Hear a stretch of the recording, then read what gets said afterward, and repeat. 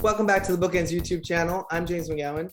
Hey, I'm Jessica Faust. We are literary agents who have taken our popular blog to YouTube to discuss all things publishing. And today we're tackling a topic that actually, when I was starting out with, I had trouble figuring out. So we're talking about critique groups and how authors or illustrators or author-illustrators can find the perfect one. So I think, when I was starting, there probably was a little bit of that added extra, but I'm an agent, how do I do this? But it was still hard. It was hard to find people that weren't already committed in like 3 different critique groups. So we wanted to talk a little bit about what are you looking for? What makes the perfect critique group? And also, can we add where are you looking? Yeah, for sure. I wouldn't know where to start. Well, that was the thing. So I think really the easiest place to start is, either SCBWI, which is a Society for Children's Books Writers and Illustrators. I think I got all those letters right.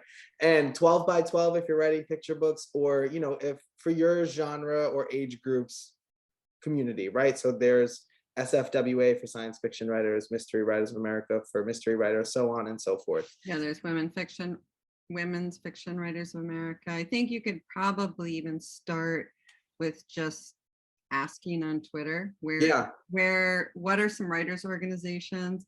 I even think call your local library, a local community center. Those kinds of places would be helpful too if you want a local in-person group. Yeah, and especially if you're on Twitter. I mean, there's a huge writing community on Twitter. So especially if you're there, you're going to naturally meet people that are writing, that are tweeting about writing. And I think you'll make friends, and hopefully you can then, start and build your own group, which is what I did if you were unable to find one. But if there is a critique group, critique groups, we see them as a very valuable tool for making your writing better and also making your, understanding of this industry a lot smoother. So we have a bunch of different qualities that we think make up a really good one. Yeah. Okay, so let's just jump right in. I'm just going to count them, but we have about 6. So the first one, if you find a group of people or developing your own group, there are some things to think about. And the first most obvious one is, what's the communication style of this group like or going to be? Yeah, this is really a big one. I've been looking for some professional organizations to join for myself, not critique groups, because I don't have those for bloggers as far as I know. But They should. They should. No, they shouldn't. But I've been looking most specifically for those that I can attend virtually. And also, I've been looking for those that I can attend during the day, because it's a professional group. I would rather take time out of my work schedule than take time out of my personal life on weekends or nights to be able to attend meetings and groups. So that's really important to me.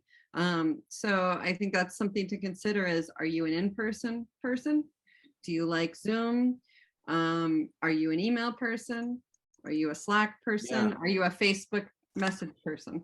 Yeah, but also like they have different levels of access, right? So if you're in person, you're typically seeing these people in that more regimented, I don't know what the word I'm looking for. Huh? Scheduled. Yeah, the more regimented schedule, and like you can sort of have a bit of a separation from it. But if there's something like Slack can be going all day, all night. So it really does matter. What are you comfortable with? What do you have the time with? What can you commit to? So that's, I think, one of the most important first considerations. Is this a Slack group? Is it an in-person group? Because geography can obviously make that difficult too. So that's your first consideration. Your second one is the structure. So which sort of comes off of that a little bit, what Jessica was saying about the time of the day of the meeting, but how frequent are meetings? When and where do you meet? How often do you have to share new writing? So that would be part of it. Like everybody has to bring once a week, or everybody gets a certain. Right. You might only share once a month in some cases then, or a lot of critique groups, I was going to say, share once a month and everybody shares. And then you would send your piece for that person, send your piece for the group to critique. And then you would take your time to critique and then just sort of start over. My critique group is less relaxed. So we just share things as we have them, and people will be like, yep, I can take this one, or I can take this one, or I'm sorry, I can't do this right now. And it's just sort of that easy flow, give and take for when people have time. I have a lot of questions about this. I've never been in a critique group. So, so buckle up, people. Here we go. So when you share, like you said, your critique group is a little more free flowing. Do you then just give feedback whenever you have it? Do you wait until you have a formal meeting to give that feedback? How is the Yeah. feedback given? We actually don't have a formal meeting. So we have a Slack group, and we're all pretty friendly by now. We've been working together for I think like 3+ years. So we have a Slack group where we talk personal stuff, but we also have a channel where we share our writing. And if anybody can do it, they'll tap in, say they'll work on it. We sort of say, okay, this date, we use Google Docs, and that's how we share our feedback back and forth. We have conversations via Slack. Though I know a lot of my clients have meetings where I have my virtual meeting where they'll get on Zoom, they'll all do a more regimented share, and everybody will have feedback and they'll talk it through. Some people will do that in person. Some people might have a sort of a hybrid where it's very regimented in terms of schedule, but everything will be via email or Slack. So it really does depend on the group and the people in the group and what they're looking for and what they can commit to. Personally, I can't, nor do I want to commit to something as regular as getting on a Zoom meeting and having a 2-hour meeting. It's just not something that I personally have the time to do. But others really love that kind of connection that's, face to face. So it does depend on what you're looking for. Yeah, I think I would like a meeting just a once a month, like connection. But that's interesting. Yeah, a lot of people feel that way too. Yeah. And I think that, which I had planned to talk about at the end of this, but I think it's probably great to talk about now, is that you might try one of these sort of ways or try a group and not love it. And it's totally okay to change course or to talk to the group and say, what if we switch this, or to leave the group if you had to. If it's not working for you, it's not working for you.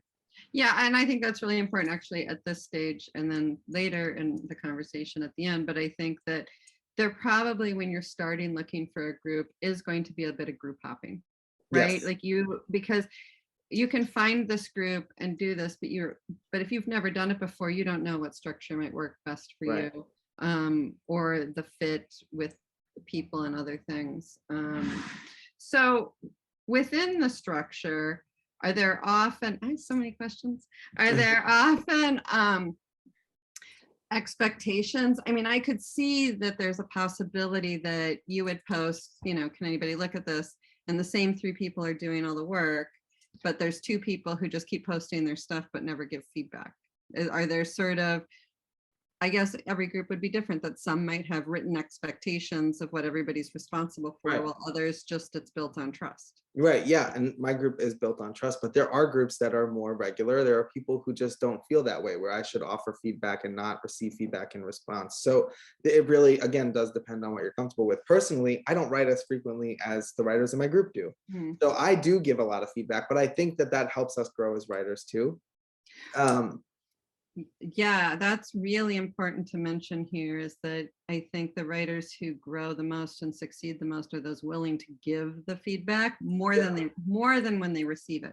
Right. Yeah. So I have colleagues that in that group that do give more feedback than writing. And then I have some members of the group where they just write super quick.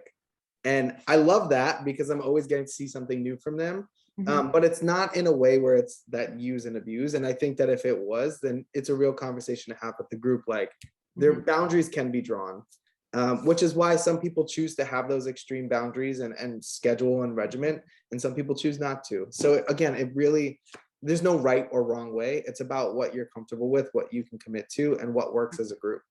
Like, we also work really well like this because we've been in a group for so long.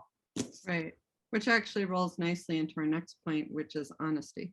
Yeah, a critique group is not a good one if people are not being honest. And that's both in the way things are working, but also in the feedback that they're giving. So if you're telling me every book that I write, this was great, I wouldn't change anything, I'm not getting anything out of that, right? Like, there's nothing constructive. It's not making my writing or my books better.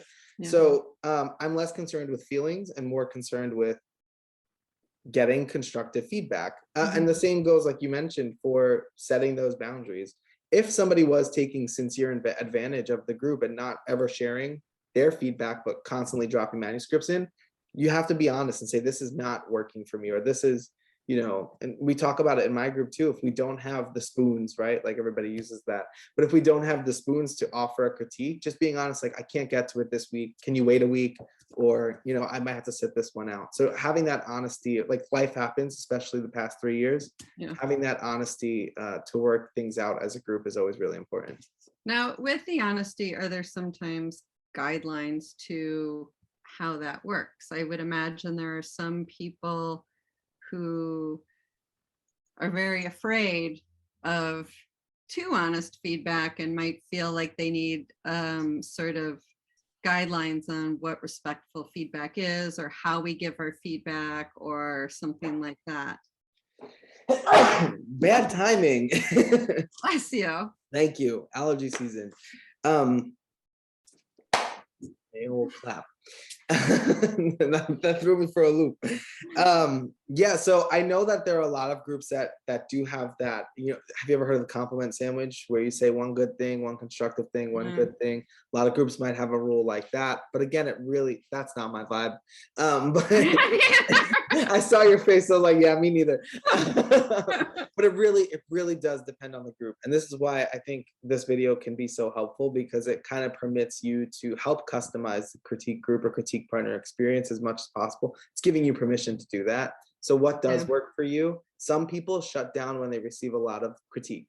Some people need to hear, this was really good and this was working. So it really does, you know, and as you work with people more and more, you get a sense of what they're looking for in a critique as well.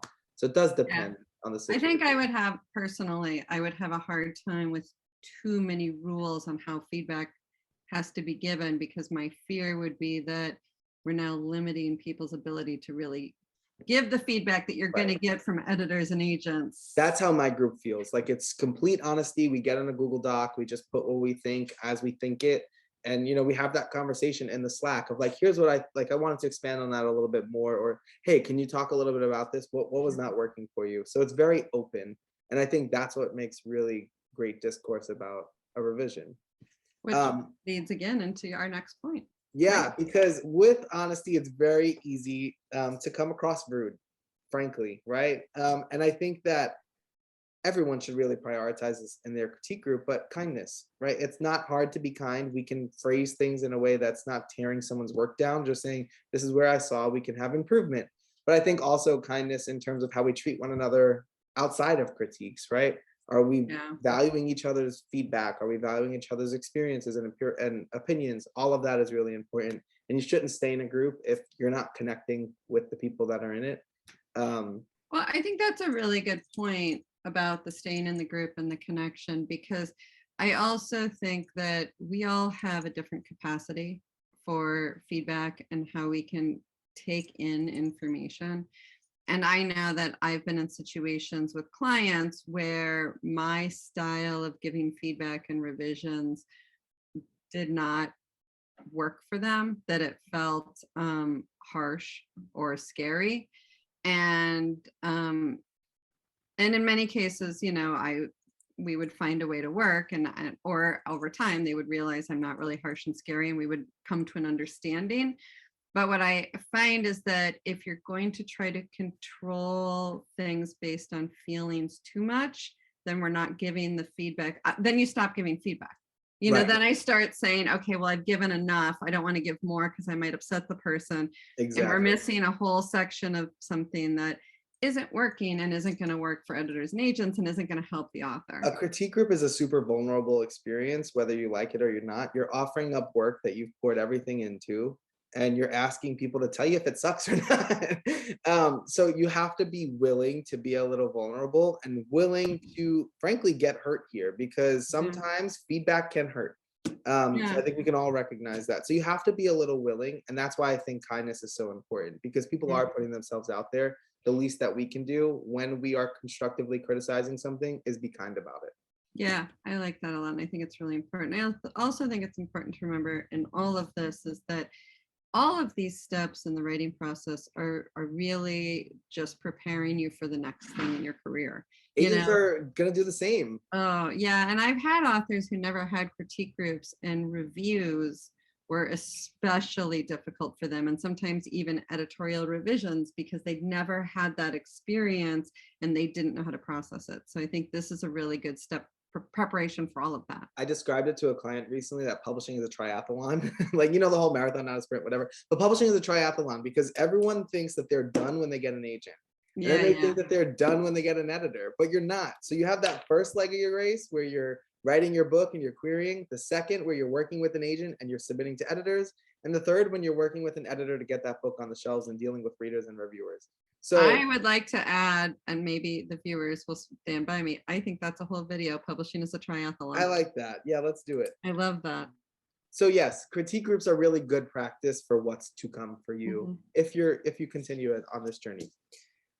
Okay, so there are two more things that we wanted to talk about. The first was industry knowledge. So critique groups obviously are a great place to get your work critiqued and to develop it into a better book. But it's also, we're talking about personal connections, also a great place to learn more about the industry, to learn more from a critique member who knows how to query, or who knows what a subsidiary right is, or who can tell you what mass market means. Like all of these terms that are floating around everywhere, publishing, Twitter, queries, websites, everything that you're going to learn, somebody else might already know them. So having that community to really openly ask questions of other people and to know what they know and to build each other up, that's one of the best parts about a query. If you're having an issue, like an agent requested an R&R, but I don't know what that means. You can go to your critique group, right? You have a support group, really, is what your critique group becomes. Yeah, you can work to pay attention to industry news, to keep each other informed on agency moves, new agents, what agents are looking for, your experiences with agents or other industry professionals, good and bad, that can help others. So I think that's a really huge part of all of this, because then you're coming into the process with an understanding of the profession. Yeah, and you're only one person. You can't be everywhere. You can't read everything or see everyone. So having 2, 3, 4 other people plus that are doing that too, it just makes it easier to be on top of everything. Oh, totally. Yep. And the last one, and this one was really crucial to me, and I think it's really helpful, and a lot of people don't consider. And I don't think it's necessary in every single critique group, but I always suggest authors, if you can do it, but have members that are at a variety of different levels in their career. So there's something to be said for critique groups of, all published authors who are looking to elevate their craft, or, new authors who are looking to experience this together. But what I love about my critique group is that we have querying authors, we have authors who have a book published and are getting back into querying, who are agented and shopping to editors, who have published a book. I have an author in my critique group who I think is on her 5th or 6th book. And there's I don't know, there's this sense of like real growth from everyone in the group the longer we work together, even for the people who are further along that have published 6 books. So, the querying authors learn from me as an agent, or me as a published author, others as multi-published, like things about the industry that they didn't know, and also things about writing that they didn't know. But then also on the flip side, people like those who have published multiple books, they have that sense of excitement back, right? Like teaching you something fresh, or you've been doing this for so long that maybe you forgot you can experiment here or try something new. Having that variety of levels really helps just elevate and bring different perspectives into the whole experience. Yeah, I like that too. It's a variety of levels, variety of experience. So I think that would be super important for everybody. And sometimes I think a critique group can evolve into that too, as it will, hopefully that's the goal, right? Yeah, and that's the thing, like critique groups, the longer you work together, people will land agents and sign book deals, and it's going to naturally happen. So it's really it's a great thing to watch, and we're learning from that, not just from the critique that we're seeing. So just one last reminder, we talked about this earlier, but if a critique group is not working for you, it is okay to leave it. It is not worth it. And this is at any stage. If you find yourself just starting out and personalities don't mesh, you hate everybody in the group, don't hang out there, leave. Or if you find that they're not getting your work at all, probably not the right group for you. But further down the line, you know, if you're with a group for 3, 4, 5 years and you love them and you're great friends and you have a good time together, but you're not getting the feedback anymore that you want. This sometimes happens when a critique group sort of grows together and one career starts to take off in a way that's different from the others. Sometimes everybody else suddenly becomes more hesitant to give feedback. I would argue too that if nobody's taking off, it's time to Yes. switch your critique group. Yes. It's very easy to settle and to become stagnant. So if you're Mhm. 3, 4 years and nobody has really gotten to the place that they wanted to be, I don't think you could still stay friends, right? But I think it might be time to say, perhaps we need to shake this up a bit. And I Yeah. need a different group, a group I can learn something new from or can elevate me in a way that maybe this group, we've all gotten so used to each other. Yeah. We all have, you can fall in love with someone's writing. How many times do you read a book? You love the book, you read the author's next book. Maybe it wasn't as good, but you still loved it, right? Because Yeah. you connect to that author. So maybe things have fallen into too steady of a rhythm and it's time to Yeah. shake it up a bit. No, I think you're right. I think you're right. So always be watching of whether the critique group is working for you, is right for you as you go along. Right. So this is great. A shout out to your critique group. Yeah, they're great. Thank you for giving me all of the ammunition for this video. Love it. Thank you. Yeah. So we hope this was helpful. Don't forget to like and subscribe, and we hope to see you back here next week. Bye.